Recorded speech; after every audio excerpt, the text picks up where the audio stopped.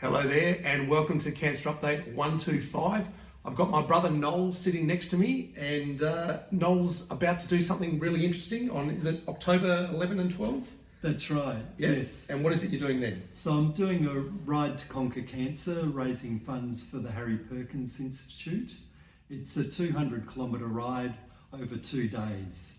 So we'll be riding from Burswood in Perth down to Mandurah, camping overnight, and then the following day riding back to Burswood for a finish. Very cool. Now, I noticed you've signed up, you've committed to raising $2,500 Australian. That's right. And you've raised just over 500 so far. So basically Noel needs a little bit of help to get over the mark. Not very much, but if you can give some money for cancer research, that'd be great. So just to be really clear on this, I don't get any money, Noel doesn't get any money. The Perkins Institute for Cancer Research gets the money. It is a official charity, so donations over $2 are tax deductible. Yep. Looking on their website, and I will put a link to their website in the description below, I can see that two of the projects that they're currently got on the go, one is for melanoma research and the other is for liver cancer research, and there's a third one which is looking at immunotherapy. So that's 3 of the projects that they are currently funding. There may well be others that come on down the track, and Noel and I certainly we're really happy to help out and raise some funds for them. So yeah, that's cool. As an interesting aside, I've mentioned previously that our mother's maiden name is Perkins. So Noel and I are actually half Perkins, as it turns out. And our mum has passed away, and our mum's dad has passed away. But before he passed away, he did his memoirs, which is this book here, Ted's Tales. So his name was Clarence Methven Perkins, but everyone called him Ted. And this is Ted's Tales. So what I'm going to do after this scene, because Noel's got to go off and do some work at a men's shed volunteering, I'll read you some of Ted's Tales because I think they're actually pretty cool. Just to say thank you. As one other piece of interest, Noel was just showing me his helmet, and I hadn't realised, but depending on whether you're in a left-hand drive or right-hand drive country, you sometimes have to flip your mirror to the other side. So Noel's obviously about to go for a ride in Australia, and he's got the mirror on the right-hand side so that as he's riding, he can see traffic rather than the sidewalk. It actually hadn't occurred to me that when you go from one type of country to the other, that you may have to flip your mirrors. But now that I've thought about it, it makes sense because I use my right-hand wing mirror much more than I use my left-hand wing mirror driving in Australia. Yep. So there you go. So if you can help out, that'd be great. Please do look after yourself first. So if you need the money for yourself, please, you keep that money. If you've found yourself in a fortunate position where you do have some spare dollars, it'd be great if you could support this cause.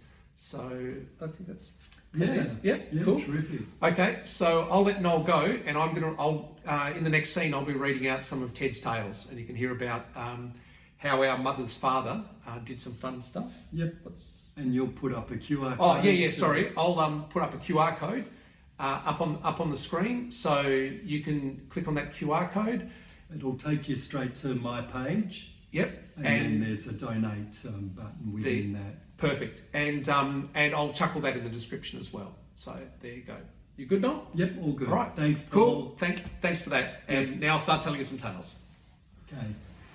As you can see, I've put myself out in the little patio area that Caroline's got at the back of her house.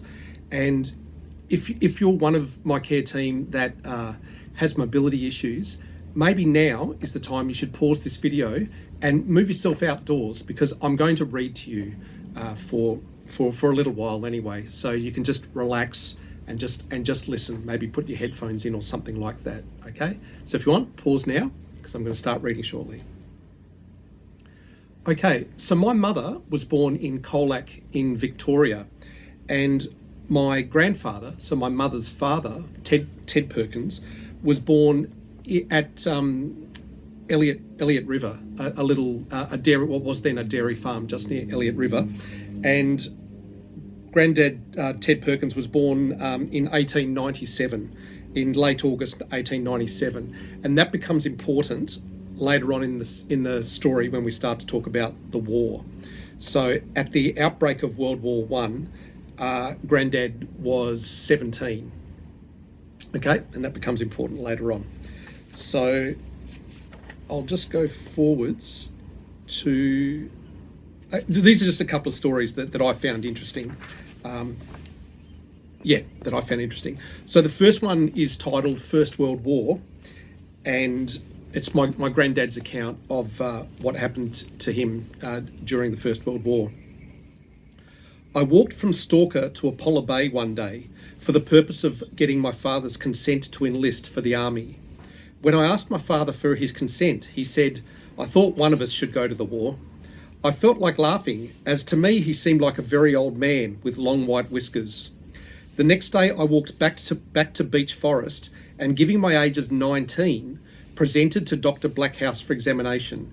Now in reality he was 17 and a bit. He was almost 18, but he wasn't 18, as you'll find out later. Dr. Blackhouse passed me as fit to fight for my country, gave me a rail pass, and the next day I was at St Kilda Road Army headquarters. I was given a uniform. Size meant nothing, and we were then marched up to Flinders Street Station and boarded on a train. This was my first visit to the city, and I made my first mistake. Someone said, "How's the time?" I could see plenty of clocks on the station, so I put my head out the window, looked at all the clocks, then turned around to the carriage full of men and said, "There's plenty of clocks here, but they're all at different times." You know, when you go into railway stations and they have, time in Paris, time in New York, time in Sydney. Anyway, Granddad fell for that trick. A roar of laughter went up, and I felt such a fool I couldn't get off that carriage quickly enough. Since then, I've let the other man speak first. Never again was I caught. We arrived at Royal Park for our training. By the way, John Wren was one of our sergeants. He was known as Power Without Glory in those days. Now, I've looked up John Wren. Wikipedia describes him as a businessman and underworld figure of Victoria. I'll put a link to him in the description below. Evidently, he was a famous person, quite a famous person at that time. The story went around that a lot of men would enlist when John Wren enlisted, and so a lot of young men did enlist and followed him into camp. When he got them in, he disappeared, out, unfit for army life. It was September 1915 when I went into camp and was trained to go to the 15th Reinforcement of the 6th Battalion at the age of 19, but really I was only 18.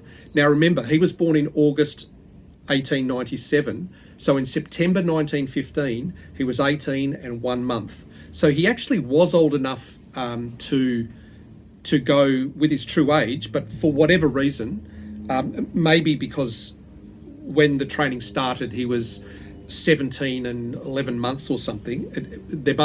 I can't imagine why else he would have lied. Anyway, he lied by 1 year on his age. I was in training at Royal Park for a time, then went to Bendigo, and then on to Williamstown for shooting practice. From there, we boarded the Wiltshire, heading for the Dardanelles. The evacuation had taken place before we got there, so we landed in Egypt and were trained there for the artillery. We were then transported to France and Armentières. From Armentières, we travelled the whole of the French and Belgian borders. So Grandad just missed out on going to Gallipoli. So his initial orders were to attend the Dardanelles, but by the time they got over there, the Gallipoli campaign had concluded. One of my on my Eddington side, I have a great uncle, Gil Eddington, who did attend Gallipoli. So I do have ancestors that attended Gallipoli, which is somewhat of a badge of honour, as you Australians watching this will know. I was scared stiff, but soon got used to the noise of the guns. I'm not going to tell you much about shells and guns because it was just another job. We got good wages to fight for our country. On leaving Australia, we were paid 5 shillings a day and could leave a portion of this money to be put away for our return. I left 4 shillings a day for my parents to draw and took 1 shilling a day for myself. So really kind of him to do that. When I left home, I told my parents that they could use the money if they wished, and we were still very poor. To my surprise later, when I came home, my father had saved £100 for me. I felt quite wealthy. Well, when I got to France, I took to driving and packing ammo for an extra 1 shilling a day. For the extra 1 shilling a day this gave me. So I then had 2 shillings a day. I find it hard to write about the fighting as it was the same day in, day out. So I'll relate some experiences of war with other memorable incidents. Let me go back first of all to the ship Wiltshire. We had to make our own sport on board, and one day it was a boxing competition. I used to spar around with some of my mates, and I thought I was good. The day came when our partners' names were pulled out of the hat. We were all paired up ready to go when my turn came around. Into the ring I went. The first round I went well, but the second round I got hurt more than I care to remember. We got to Egypt, and on the Suez Canal a barge was travelling, and everyone was delighted to be diving in and swimming out to the barge. I thought I could do what other men were doing, so in I went. By the time I reached the middle of the canal, the barge was half a mile upstream, and I was a hopeless swimmer. But I was lucky again. Someone pulled me out. So, yeah, there you go. Granddad was a farmer, so he'd done a lot of farming. However, even though he was so close to Elliott River and Apollo Bay, or the Great Ocean Road, if you know that area, evidently he didn't do a whole heap of swimming. Knowing Granddad as I do, I think he was just working too much to do things like swimming at the beach. One winter night in France, we were pulling in on the River Somme. There was no shelter for man or horse, and of course it was after dark.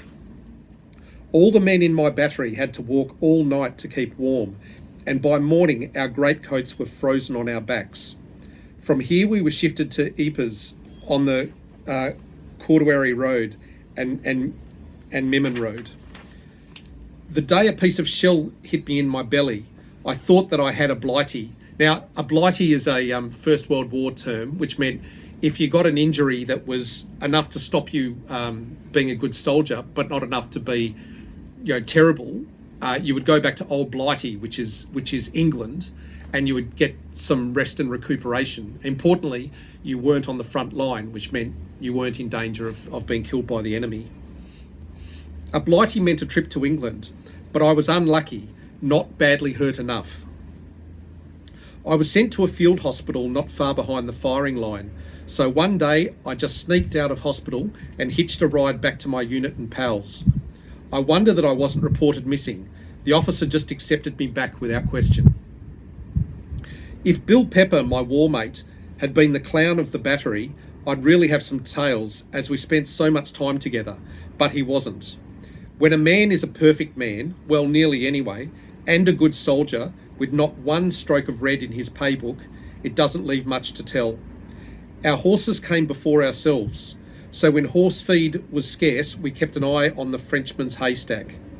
And when we wanted some milk, we made sure to take an equal amount out of each teat. And when we went into the paddocks for spuds, we never pulled one up. We would burrow underneath and take 1 or 2 from underneath each plant. So as you can see, Granddad being a farmer, firstly, he had a lot of experience with horses. Secondly, he had a lot of experience with living off the land, with things like milking cows and how to take a few potatoes off of each plant without killing the plant. So Granddad's background came in really helpful for him. We did have a clown in our unit who was wandering through a tumble-down town one day and finding a bedroom pot, took it back and produced it every mealtime to collect his stew. So a bedroom pot is for those of you that don't have English as a first language, it's an old term for a pan that you would urinate into at night, so a bedpan. So this guy was making a joke by using it to put his food into and then eating out of it. Another day, when he saw a nice pair of knee boots sticking out of the mud, He decided they would be very useful, but found they were still attached to German legs.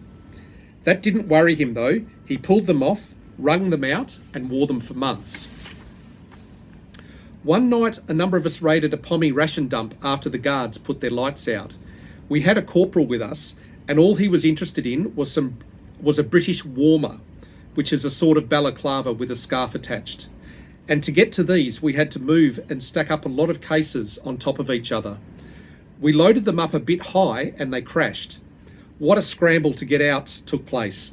We all managed to take something with us, but not as much as we would have liked.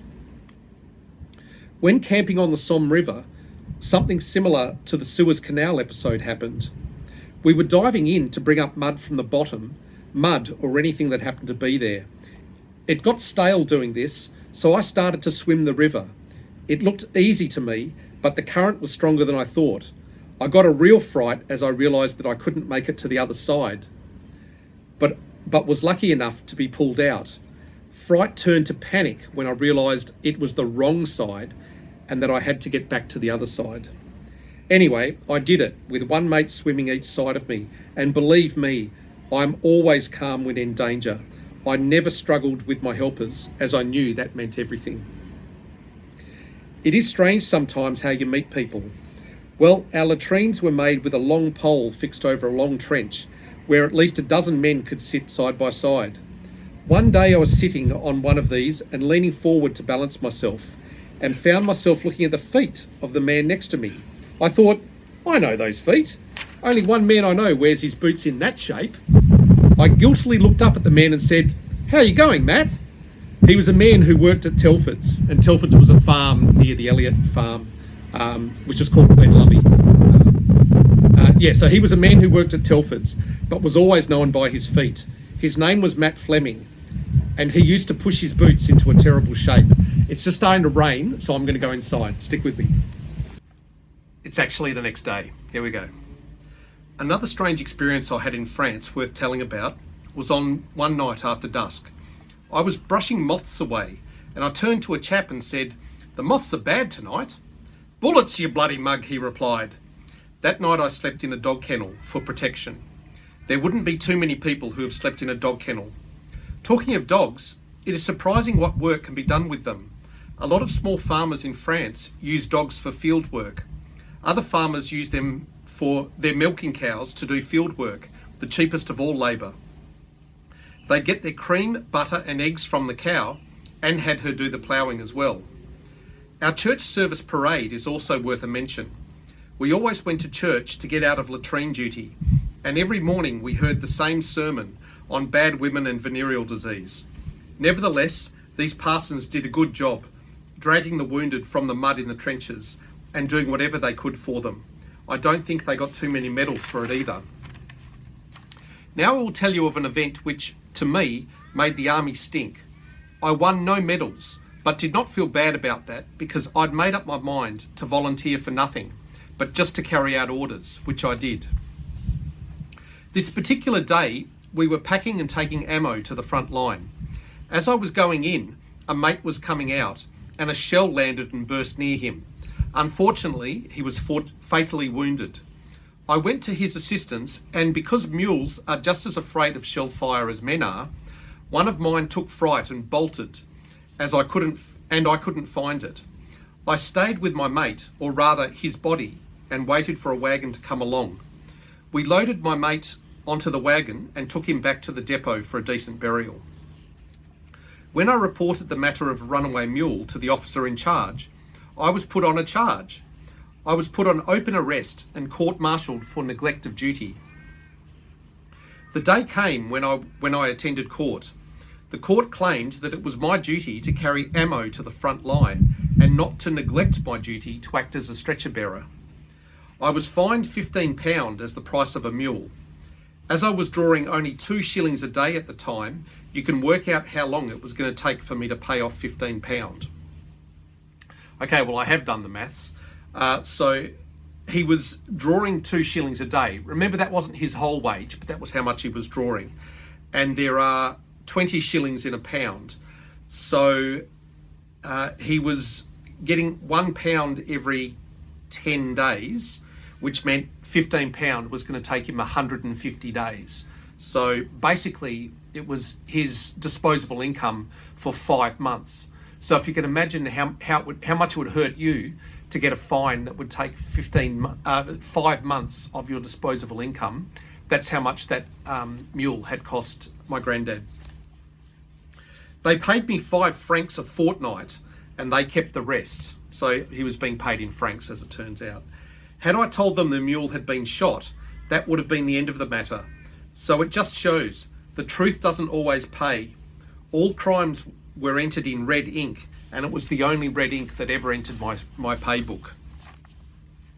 So you see, a mule was of more value to the army than a man. It reminds me of a man I knew who owned a mill.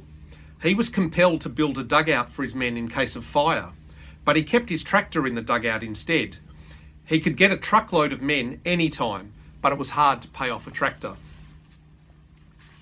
Well, the war went on for us, and then Marshal Foch of the French army was put in command of the Allied forces on the 8th of August 1918. What a day! We advanced 12 miles. That meant that we captured most of the German guns, even Big Bertha, but the Germans had blown her up, so we couldn't use her.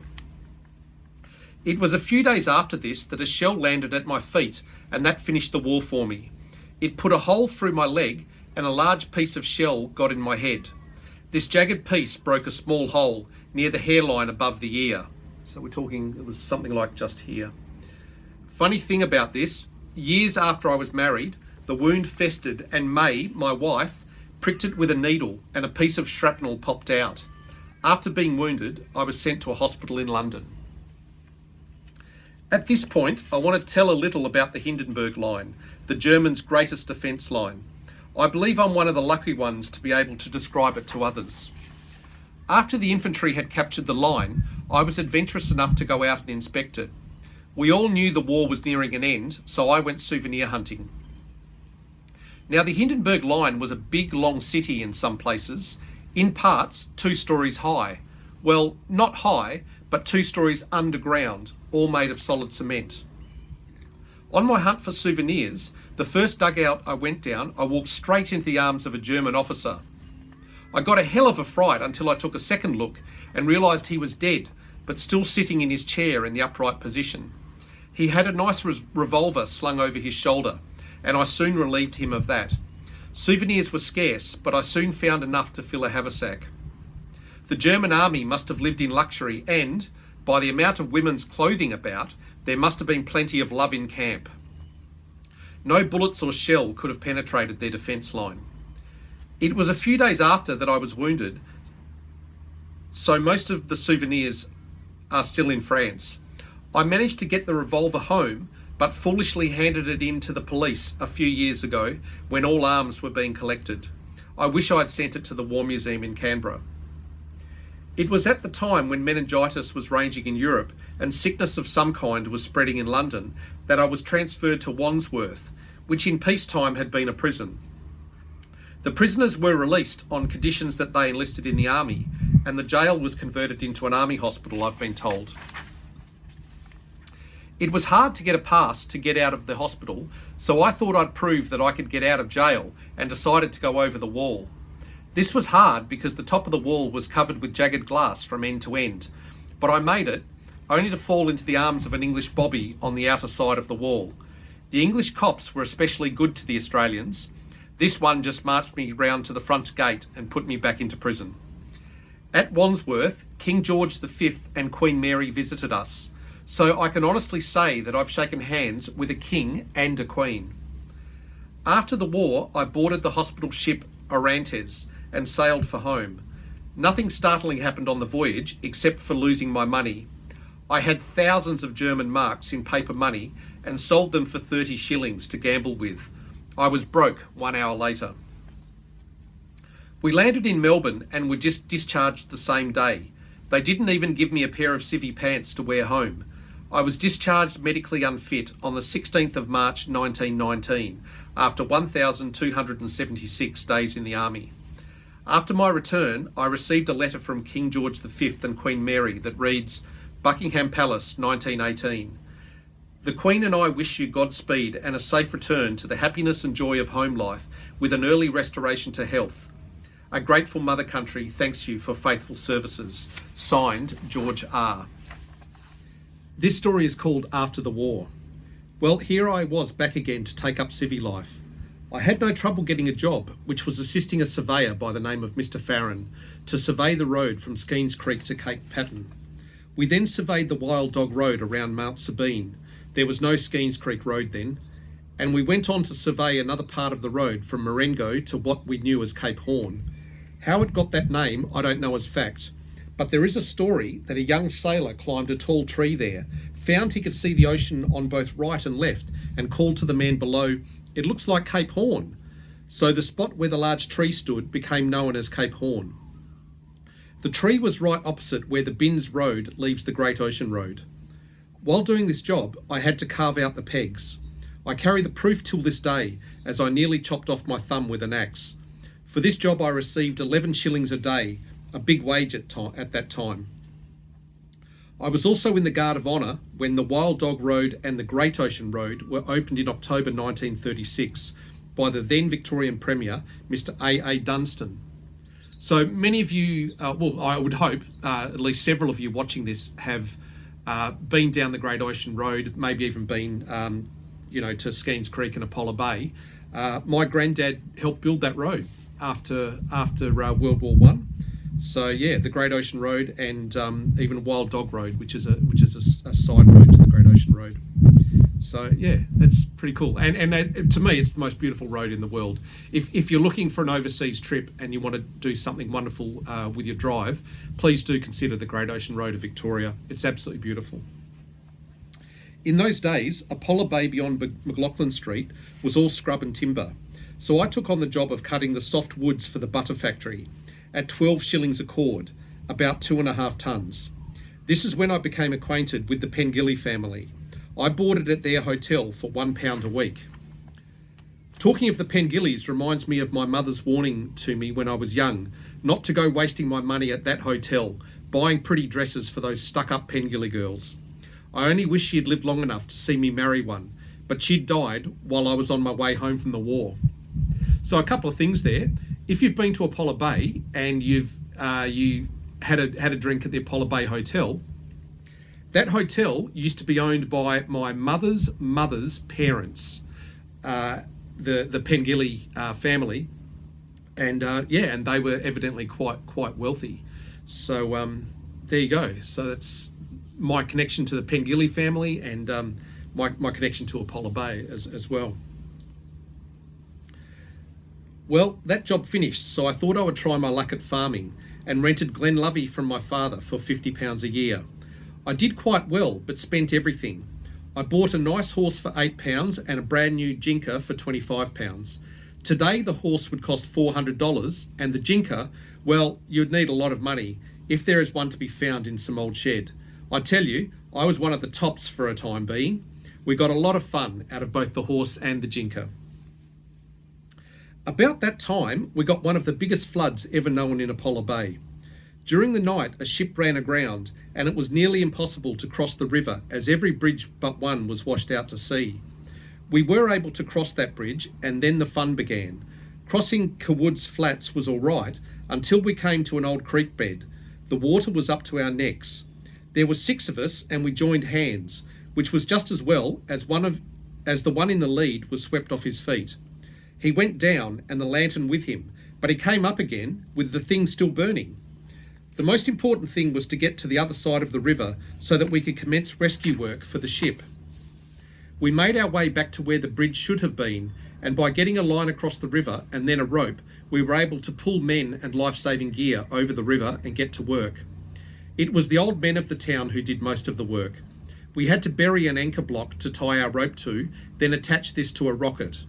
To our amazement, Mr. Bob Conn put the first rocket right through the rigging of the ship. The work went on and every man was brought ashore safely. The name of the ship was Woolamai. I've looked this up and I will put a link down to it in the description. My granddad says every man was brought ashore. Looking online, it was every man and one woman. There was one female passenger in the Woolamai It's actually Wallamai. Granddad had spelt it wrong. And everyone was brought home safely. It was quite a thing, apparently. It was now time for me to do something about settling down, so I applied for and was granted 160 acres through the Closest Settlement Board at £58 an acre. There were no fences or buildings of any kind, so Charlie Ferran, who was on the next property, split the timber for my first 2 rooms. Of course, I gave him the time back by doing different jobs for him, but no money ever passed between us. I had to fell 40 of these big blue gums, 200 to 300 feet high, to clear enough space to build a house. This farm was bordered by the Elliot River on the west side and the Barham River, or rather the west branch of the Barham River, on the east side. I had Charlie Ferran as a neighbour to the north, Charlie Telford to the south. Beyond the Elliot was State Forest, and over the Barham River, Eddie Noceda. I eventually fenced the farm into different paddocks: the Elliot paddock, the house paddock, the top paddock, and Snailies. A strange name this, but we had a cow with horns like snails, and she lived and died there, so we called it Snailies. There was a river paddock, the one bordered by the Barham River. Lastly, there was the far corner, bounded by Charlie Ferran's boundary fence, the Barham River, and another fence. Meanwhile, it was a depressing time for farming, and there was no money in cows, so I took off to Queensland cane cutting. I did quite well, and then went back to the farm. Everything had to be purchased through the government, and believe me, things were tough. In spite of everything, I started on the house. Most of the timber was split and pit sawn on the farm. The carpenters were happy if they could make 10 shilling a day. The house, a very good house for that time, was built for £400. Oh, and by the way, that's the house. That's the house that Granddad built. It was about this time I thought I would find a mate. Most of the Pengilly girls had their boyfriends anyway, and I used to sit out in the kitchen and talk to May, and we both seemed to look forward to these occasions.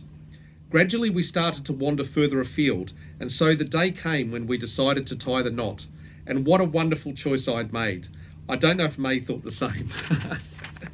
I'm sure she did. When we married on November 19th, 1923, I had only enough money to buy a wedding ring and stay one night at a hotel in Colac. May had £25, which she handed over to buy a wagonette. In the first few weeks of our married life, we both made our first mistakes. May knew nothing about cows. One evening while putting the cows in the yard, I'd forgotten to close the bail door and called to May to close them. She was too scared of the cow's horns to do so. I did my block and called out, "You bloody useless woman." This hurt her feelings terribly. I could see the damage I had done, so I let the cows go their own way until I'd set things right again.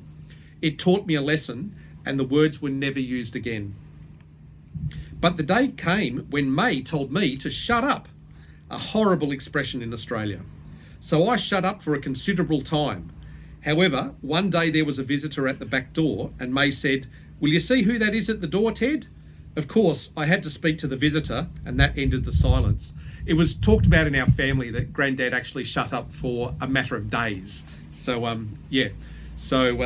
May learnt to not say shut up, and Ted learnt not to denigrate his wife, effectively. Well, we'd both learned our lesson, and from that day on, that expression was never used again in our house. These two early disputes were the only quarrels we ever had. Of course, we often disagreed with one another, but everyone is entitled to their own opinions, and we never quarrelled over our differences of opinion. We grew to respect each other and have had a beautiful 53 years together. So they were very happily married. We really worked hard in those depression years, starting off with only enough grass to milk 15 cows. After clearing our own 160 acres, we ended up milking 65 cows and became one of the biggest producers of cream to the Apollo Bay Butter Factory. We had many memorable experiences during that time. I sent pigs to Colac Market, and I was in debt before they got to Forest. Instead of receiving a cheque for them, I received a bill. So as it turned out, the transport cost more than the pigs were worth. On another occasion, we couldn't afford to transport them to Colac, and as Charlie Ferran and I had lots of pigs for sale, we decided to drive them to Beech Forest and put them on the train for Colac. This could be regarded as an almost impossible thing to do, but it was our good planning and foresight that did the trick. I think there would be only 2 men in a million who could do it, Charlie Ferran and myself. Charlie took them one day and got as far as Binns, not halfway, but quite a good start. I went out that night and camped in the haunted house, and believe me, it was haunted with rats and bush life. Of course, in the morning, I had to get up and find the pigs. Strange as it may seem, this was no trouble at all. They were all lying huddled together in a heap, sleeping from exhaustion. I slowly made it to Eyre River, and there the pigs said, "We've had enough." Now, this is where my strategy came into play. On my saddle, I'd packed a bag of peas, and I made a small hole in the bag. It was surprising how the pigs followed the small trickle of peas, and I got them to Beech Forest in time to catch the train to Colac. The farm paid so poorly in those days that we had to find other ways of making money. I got a job packing the mail to Beech Forest at £1 a trip. When I got there, I had to buy feed for my 2 horses and myself. The horses' feed was 1 shilling each, and the same for mine. So that was 3 shillings out of my £1. Remember, £1 is 20 shillings. Then I had to feed the horses for the remainder of the week, but that only cost me the grass that they ate. I also had a trip to Cape Otway each week, and for this I also got £1. The boy I had working for me did that trip, and the £1 that I got paid his wage at £1 a week. So Grandad got the profit of that boy for the rest of the week. Another job was when the Horrigans were doing the road from the farm to Hortonvale. I got £1 a week for taking their food out to their campsite on a sledge. The boy also did that. His name was Albert Telford, known as Young Charlie. For a short time, Mrs. Horrigan and baby boarded with us. Things were tough. When I asked the coach driver to pay me a little more, he told me he was paying out every penny the PMG was paying him. So in those days, the PMG was pretty lousy. Now, PMG is Postmaster General. So later on, which was a government agency, later on the PMG split in two and became what we now know as Australia Post and what became Telecom that we now know as Telstra. So basically the snail mail part went one way and the telephones went another way. And my dad ended up working for the Postmaster General on the telecom side. My dad was a telco. So basically my grandfather on my mother's side and my father both worked for the Postmaster General at one point. Now, this boy, Charlie Telford, came to us from a broken home nearby. A very handy lad he was about the place. He was with us for a number of years and no doubt got sick of living with one family and wanted a change. One night he went missing. His rifle was also missing, so we became very concerned, and after I got tired of looking for him, I rang the police. They organised a search, and there must have been 100 lanterns and 100 men all out wandering over the paddocks. It turned out that Charlie had cleared out to a neighbours on the opposite side of the Barham River. He happened to go outside Eddie's house and, on seeing all the lanterns, he called to one of the searchers to find out what was going on. And they replied, "It's the whole damn town out looking for you, you silly bastard." So a cooey to the other side of the hill spread the word around, and everyone went home to bed. The same lad is today a bricklayer down in Gippsland and doing well. And my granddad has put a note here saying Charlie died of cancer in 1981. They mention the word cooey, so if you're not Australian, you won't know what that means. It's basically where you yell out cooey, and it reverberates really well through Hillendale. So there you go. The next story is called Farming in Apollo Bay, and it's a story about how people treat people and how, even though these stories are quite old now, some things about human nature haven't changed. So here we go. This is an account of my dairying, experiences with the Apollo Bay butter factory. The closest settlement board bought 360 acres of partly cleared land known as Gibdern after the people who first selected it. Previously, it had been state forest. 150 acres was considered enough for one man to handle, and believe me, that is right, for that type of country and with the tools we had in those days. The land was surveyed and Charlie Telford and I got half each. This Charlie was a cousin to the lad who worked for me. So if you remember, the other one was called Little Charlie. There's two Charlie Telfords. We had to fence the property ourselves, and believe me, it took a long time to do this. Eventually we were able to milk 15 cows. A very poor existence, with butter only 8 pence a pound. Everything was purchased through the closest settlement board, and they took half of our monthly cheque. However, they never interfered with monies from sales of cattle, pigs, or potatoes, etc. Well, with hard work, fencing and clearing, we were able to milk 65 cows. I always had a few sheep for meat and reared heifers to replace cows as they got old or didn't produce enough butterfat. And of course, there would often be deaths for various reasons. For many years, when our herd was small, we milked by hand. May would come over to the cow shed and look on, and after a while she thought she might be able to let the cows out the bail after they'd been milked. Having been reared in a hotel, she'd never handled cows. Then she started to bail up the next one while I was milking in another bail. Then one day she was so pleased, she'd managed to leg rope one, and when I looked, I found she'd leg roped the maddest cow in the yard.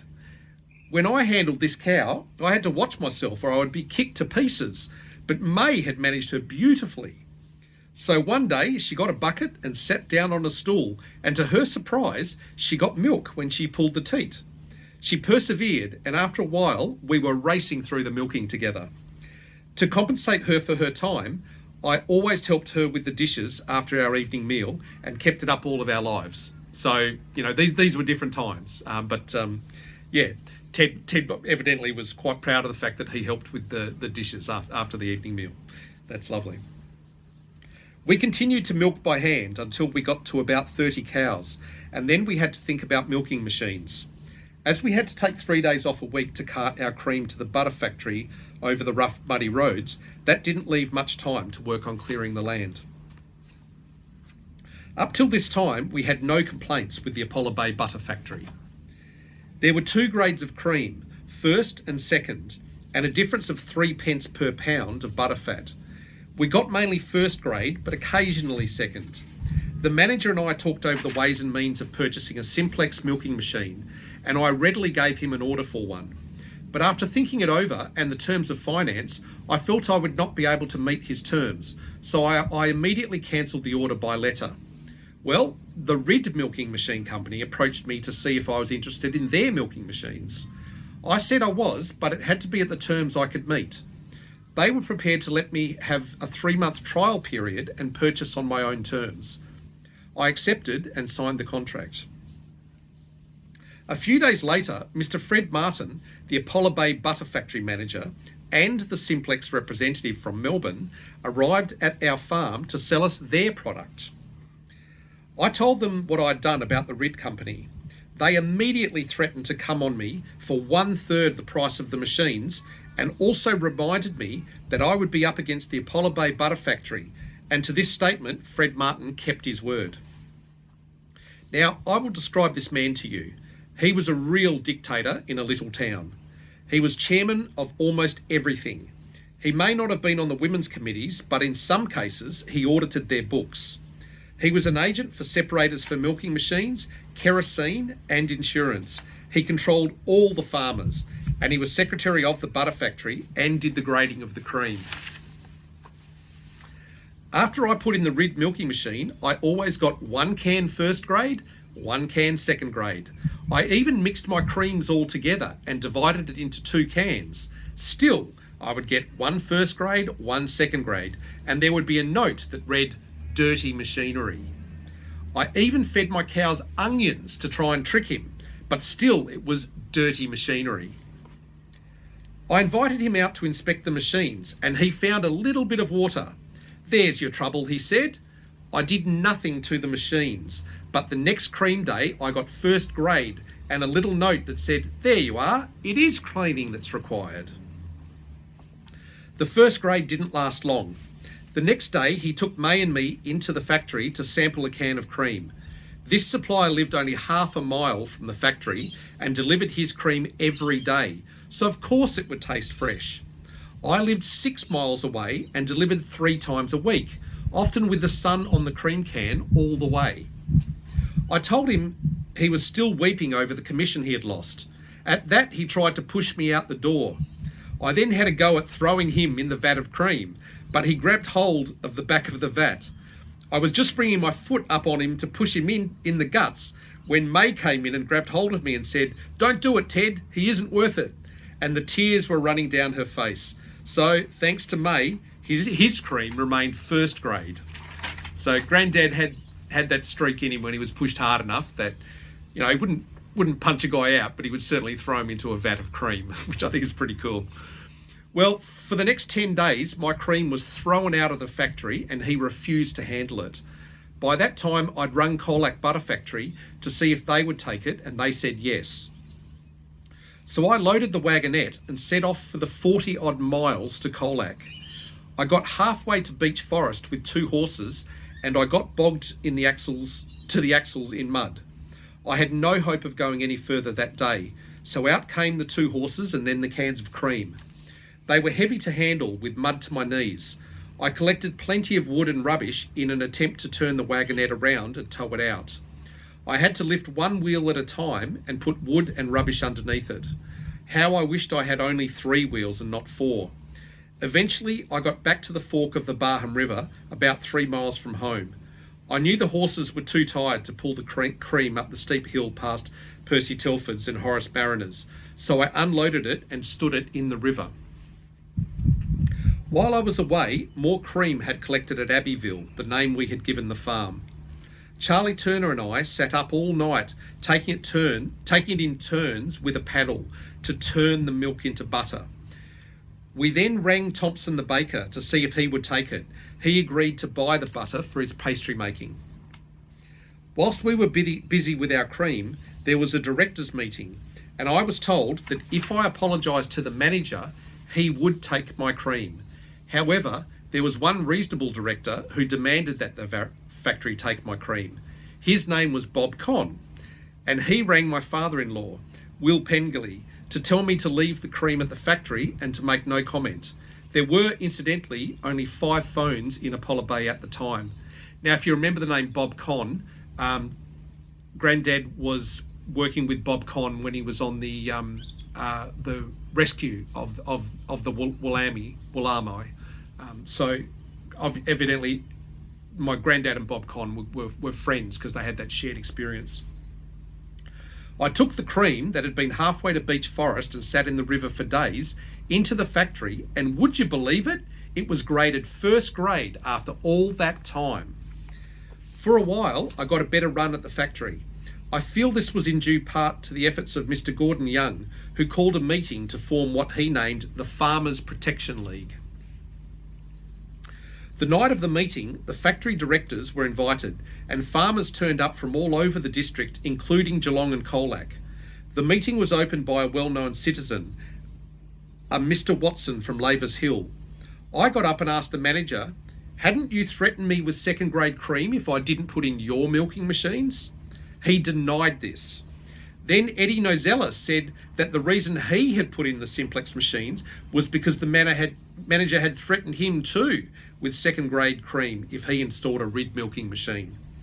The meeting got nowhere as it had become a personal attack on the manager, but due to the efforts of Mr. Young, another butter factory came to Apollo Bay to collect cream. The Alvey Butter Factory from near Colac took over. They collected cream for many years, right throughout the Second World War. During the war, when petrol was rationed, they converted to gas producers. I had a lot of timber on my Elliott paddock, and so I filled this and burnt it in pits, bagged the charcoal and sold it to the Alvey Butter Factory. When the truck driver called for the cream, he also collected the bagged charcoal from the roadside. Eventually, the Apollo Bay manager retired, second grade cream ceased altogether, and farmers started sending their cream to the local factory once more, and so the Alvey cream collection ceased. About 20 years ago, the Colac factory took over all the small factories, and they now collect whole milk. The local Apollo Bay factory is now a store and part of it is a museum. Before leaving the butter factory entirely, I'd like to mention that it was my sister Lizzie who delivered the first can of cream to the factory from my parents' farm, Glenlovey. It was by accident that she went a day too early with a can of cream on a sleigh pulled by a horse. When I started farming, we had to maintain our own roads, many of which were just tracks. We were part of the Colac Shire, but later when the roads were surveyed, we became part of the Otway Shire. Our first telephone came straight from Birregurra to Cape Otway. When I first started farming, there were only 5 telephones in the whole of Apollo Bay. So when Ted Perkins, Charlie Ferran, Bert Whelan and Frank Stone all wanted a phone, we had to build our own.